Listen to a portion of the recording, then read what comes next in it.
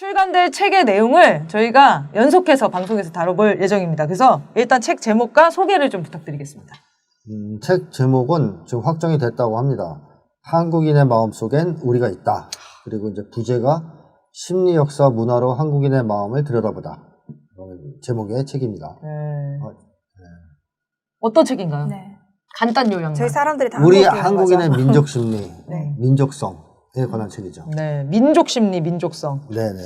네, 냄비 근성 이런 거. 네네. 이제 그런 거 제일 많이 하네요. 바쁘다 바빠. 빨리빨리. 자, 한국인의 집단 심리 그러면 제가 그동안 연구를 많이 해왔거든요, 사실.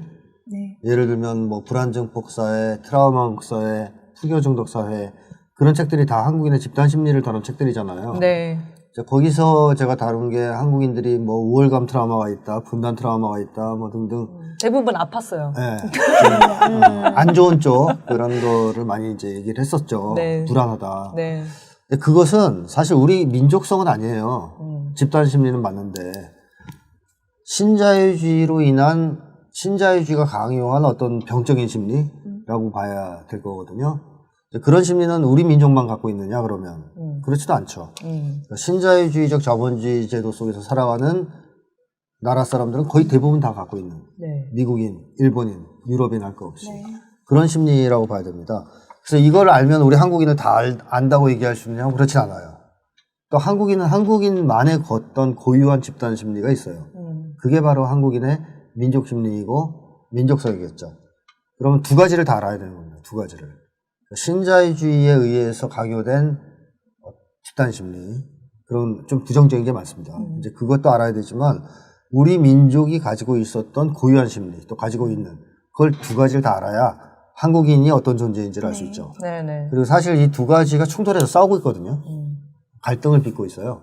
이런 걸 알아야 우리가 이제 한국인에 대해서 제대로 알 수 있다 하는 취지에서 이 책을 썼고, 예전부터 사실 이런 연구를 하고 싶었던 건 아주 오래전부터죠. 심리학자로서의 길을 걷기 시작하면서부터라고 할까요?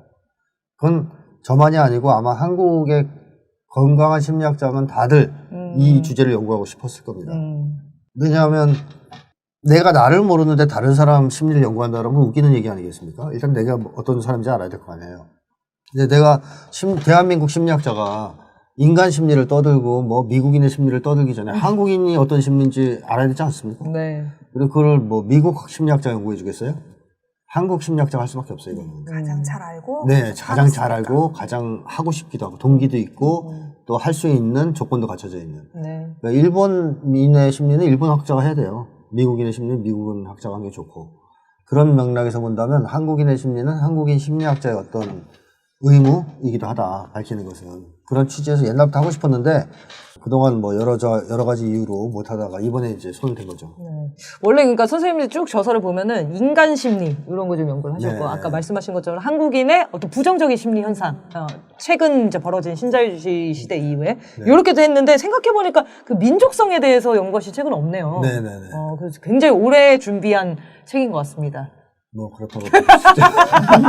그래서 여러분 기대해 주시고요. 저희가 이게 야금야금 중요한 네. 내용들만 한번 짚어보겠습니다. 네, 이제 민족성 말씀하셨는데 민족성 챕터라는 곳에 이런 내용이 나오더라고요. 그러니까 지금까지 다뤄왔던 한국인의 집단 심리는 신자유적 자본주의 사회에서 살아가는 세계인들이 갖고 있는 심리이기 때문에 한국인만의 특성은 아니다. 조금 전에도 말씀해 주셨는데요. 네. 그런데 지금같이 세계인들과 섞여 살아가는 사회에서 한국인만이 가지고 있는 고유한 민족성이라는 게 과연 존재할 수 있느냐, 네. 다 섞인 거 아니냐, 네. 이런 좀 물음표가 생기는데 한국인만 갖고 있는 건지 아니면 다른 민족에게도 있는 건지 민족성에 대해서 좀 더 설명해 주시면 좋을 것 같아요. 뒤에 나온 질문하고도 조금 섞여 있는 것 같은데, 어쨌든 세계인들이 섞여 살아간다라는 것은 그 영향을 많이 주고받는다는 거잖아요. 네.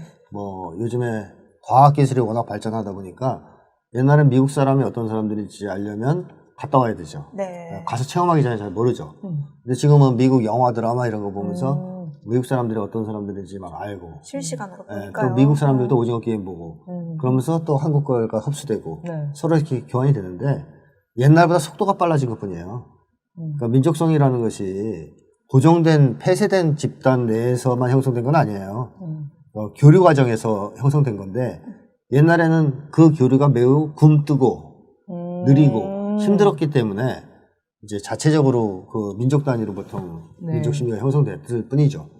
지금도 영향을 주고받고는 있지만 여전히 살아가는 생활은 같은 민족끼리 하고 있거든요. 예를 들면 뭐 우리 맹국 씨 주변에 뭐 외국인들 많이 살아요? 아니요, 거의 없어요. 진짜 간혹 만나는 거지. 그래서 전 세계인이 같이 산다고 하는 것도 잘 믿겨지지가 않을 지경이야. 아, 저도 오늘 나오다가 미국 사람 2명 봤어요. 아, 보셨어요? 근데 어때요? 이제 주변에 이제 보면 말 섞고 그래요? 같이 친하게? 아니요, 전혀 말 이렇게, 걸까봐. 저 민족 배타주의자예요. 그러면 영어 울렁증이 있어가지고. 뭐 예를 들어서 오전에는 한국식 문화에서 생활하시고 오후에는 일본식 문화에서 생활하시고 이럽니까? 약간 제가 일본 만화 볼 때는 일본 사람이 된 것 같기도 하고. 근데 그 문화의 영향을 받아요, 계속? 아니, 안 받죠. 그러니까 이제 제 얘기는 이게 이제 영향을 주고받는 게 옛날보다는 빨라지고 네네. 더 빈번해지긴 했어도 깊이 있게 영향을 받지 않나요? 의연히 가장 큰 영향을 받는 것은 한국 문화고 한국의 언어잖아요. 한국인끼리 생활이고. 이러다 보니까 민족성이라는 것이 쉽게 만들어지지도 않지만 쉽게 없어지지도 않거든요. 긴 역사적 기간에 걸쳐서 만들어진 게 민족성이에요. 하루아침에 만들어지고 그런 게 아닙니다. 따라서 하루아침에 없어질 수도 없어요. 그러니까 신자유주의가 한국인들을 그렇게까지 폭격해서 정신을 황폐화시켰지만 이 민족성이 사라지지 않았단 말이에요, 아직까지. 네. 그런 것만 봐도 굉장히 견고하다는 걸 알 수 있거든요. 네. 오랜 기간에 걸쳐 형성되고 오랫동안 이제 버티는 힘이 있다. 그러다 보니까 신자유주의적 자본주의 사회에서 살아가는 사람들이라 할지라도 한국인과 미국인은 달라요. 미국 갔다 오셔서 아실 거 아니에요. 네네. 또 달라요. 거기는 진짜 지나가는 사람들이 서로 계속 인사해요. 모르는 사람들인데 자꾸 저 인사하기 싫은데 자꾸 저한테 인사했어요. 인사 안 하면 총 맞으니까. 그런 민족적 특성이. 그거 약간 농담이고 네. 일본하고 한국인은 똑같냐? 달라요. 다르죠. 겪어본 사람들은 그 얘기 꼭 합니다. 많이 다르다. 완전 다르죠. 네, 많이 다르다. 제가 또 일어일문학과 출신으로서. 잘 알겠네. 제가 일본 소설 읽을 때도 네. 굉장히 저랑은 안 맞아가지고 네, 정서 네, 자체가. 네, 맞습니다. 네. 이것도 뭐 유럽 사람들 입장에서는 독일인과 프랑스인이 달라요. 그렇군요. 우리는 똑같다 그러는데 화내요 그러면. 아. 뭐가 똑같냐고. 우린 쟤네랑 다르다고. 각자 가지고 있는 어떤 특성이 있군요. 있죠. 민족성이 있다는 얘기죠. 그런 것이 있기 때문에 우리 한국인들이 민족성 없다 그러면 그럼 한국인이 왜 한국인입니까? 민족성이 사니까. 없다면? 한국말 쓴다고 해서 한국인은 아니거든요. 그런 점에서 본다면 민족성은 분명히 존재하는 거죠. 그러니까 유럽도 그렇게 섞여 사는데 그렇죠. 그런데도 불구하고 다 민족성이 있다는 있잖아요. 거예요. 한국인은 정말 강하겠네요, 민족성이. 강하죠.